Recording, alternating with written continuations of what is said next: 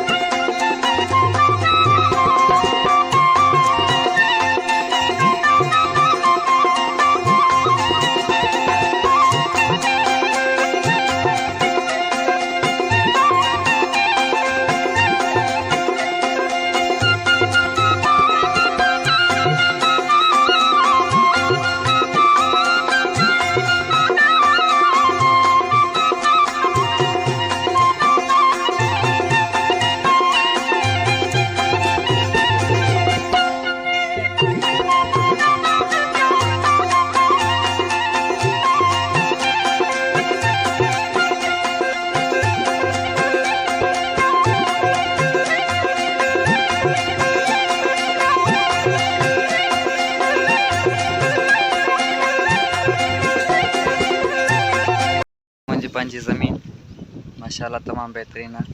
ऐं हाणे हलंदासीं ॻोठाणनि जी ज़मीन ते। ॻोठाणनि जी ज़मीन घुमंदासीं, ॾिसंदासीं ज़मीनूं सिंध जी मौसम जुड़ियल आहे। सारियल फसल आहे, थोरो हाणे गर्म आहे।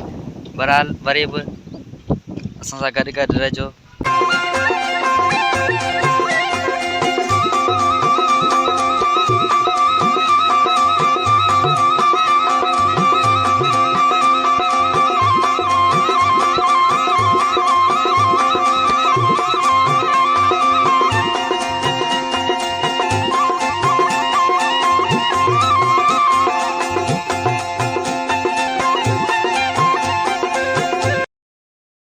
ॻोठाणी माहौल खां बि तव्हां वाक़ुफ़ु हूंदा।